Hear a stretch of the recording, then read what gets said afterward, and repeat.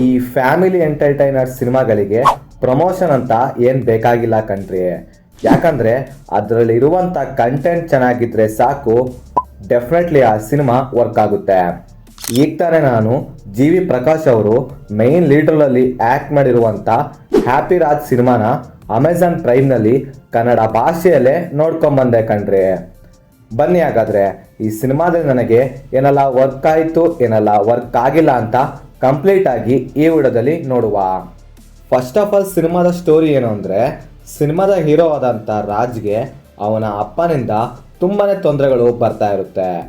ನೋಡೋಕೆ ಇವರು ಸಣ್ಣದಾಗಿದ್ರು ದೊಡ್ಡ ದೇಹವನ್ನು ಹೊಂದಿರೋದ್ರಿಂದ ಅಲ್ಲಿನ ಊರಿನ ಜನರು ಇವನನ್ನ ಹಾಗೆ ಅವನ ಅಪ್ಪನನ್ನ ತುಂಬ ಕಿಂಡಲ್ ಮಾಡ್ತಾ ಇರ್ತಾರೆ. ಸೊ ಇವನ ಅಪ್ಪನ ಕಾರಣದಿಂದ ರಾಜ್ ಪ್ರೀತಿಸಿದ ಹುಡುಗಿನೂ ಕೂಡ ಬಿಟ್ಟು ಹೋಗ್ಬಿಡ್ತಾಳೆ. ಸೊ ಮುಂದೆ ಇದನ್ನೆಲ್ಲ ನೋಡಿದ ನಮ್ಮ ಹೀರೋ ಅವನ ಊರನ್ನು ಬಿಟ್ಟು ಸಿಟಿಗೆ ಹೋಗಿ IT ಜಾಬ್ ಮಾಡ್ತಾ ಇರ್ತಾನೆ. ಸೊ ಅಲ್ಲಿ ಒಂದು ಹುಡುಗಿಯನ್ನ ನೋಡಿ ಲವ್ ಮಾಡ್ತಾನೆ. ಆದರೆ ಅವನ ಅಪ್ಪನ ಬಗ್ಗೆ ಅವಳಿಗೆ ಚೂರು ಕೂಡ ಹೇಳಿರೋದಿಲ್ಲ. ಕೊನೆಗೆ ನಮ್ಮ ಹೀರೋ ಅವನು ಪ್ರೀತಿಸಿದ ಹುಡುಗಿಗೆ ಅವನ ಅಪ್ಪನ ಐಡೆಂಟಿಟಿ ಹೇಳ್ತಾನೋ ಇಲ್ವೋ, ಈಗಾದರೂ ಅವನು ಪ್ರೀತಿಸಿದ ಹುಡುಗಿ ಸಿಗ್ತಾಳೋ ಇಲ್ವೋ ಅನ್ನೋದನ್ನ ನೀವು ಸಿನಿಮಾ ನೋಡೇ ತಿಳ್ಕೊಬೇಕು. ಮೇಯ್ನಾಗಿ ಸಿನಿಮಾದಲ್ಲಿ ನನಗೆ ಇಷ್ಟ ಆಗಿದ್ದು ಇದರಲ್ಲಿ ಇದ್ದಂಥ ಫಾದರ್ ಆ್ಯಂಡ್ ಸನ್ ಸೆಂಟಿಮೆಂಟ್ ಇಷ್ಟ ಆಯಿತು. ಅಂದರೆ ಆ ಸೆಂಟಿಮೆಂಟ್ನ ಸಿನಿಮಾದಲ್ಲಿ ತುಂಬ ಎಮೋಷ್ನಲ್ ಆಗಿ ಅಷ್ಟೇ ಎಫೆಕ್ಟಿವ್ ಆಗಿ ಪ್ರೆಸೆಂಟ್ ಮಾಡಿರೋದು ನನಗೆ ತುಂಬ ಇಷ್ಟ ಆಯಿತು. ಅಂದರೆ ಆ ಎಮೋಷನ್ಗೆ ಕನೆಕ್ಟ್ ಆಗಿಬಿಡ್ತೀರಾ, ಅಷ್ಟು ಬ್ಯೂಟಿಫುಲ್ ಆಗಿ ಸಿನಿಮಾದಲ್ಲಿ ಆ ಸೆಂಟಿಮೆಂಟ್ ಅನ್ನೋದನ್ನ ತುಂಬ ಚೆನ್ನಾಗಿ ತೋರಿಸಿದ್ದಾರೆ. ಇನ್ನು ಸಿನಿಮಾದಲ್ಲಿ ಇದ್ದಂಥ ಕ್ಲೈಮ್ಯಾಕ್ಸ್ ಸಿನಿಮಾದ ಮೇಲೆ ಒಂದೊಳ್ಳೆ ಒಪಿನಿಯನ್ನ ಕ್ರಿಯೇಟ್ ಮಾಡುತ್ತೆ. ಆ್ಯಕ್ಚುಲಿ ಹೇಳಬೇಕು ಅಂದರೆ ಸಿನಿಮಾದ ಹೀರೋಗಿಂತ ಸಿನಿಮಾದಲ್ಲಿ ಬರುವಂಥ ಫಾದರ್ ಕ್ಯಾರೆಕ್ಟರ್ ಎಲ್ಲರೂ ಕೂಡ ಇಷ್ಟ ಆಗುತ್ತೆ. ತುಂಬ ರಿಯಲಿಸ್ಟಿಕ್ ಆಗಿ ಎಲ್ಲರೂ ಕೂಡ ಕನೆಕ್ಟ್ ಆಗೋ ರೀತಿ ಬರ್ಕೊಂಡಿದ್ದಾರೆ. ಸಿನಿಮಾ ನೋಡುವವರು ಆಟೋಮೆಟಿಕ್ ಆಗಿ ಆ ಫಾದರ್ ಕ್ಯಾರೆಕ್ಟರ್ಗೆ ಕನೆಕ್ಟ್ ಆಗಿಬಿಡ್ತೀರಾ.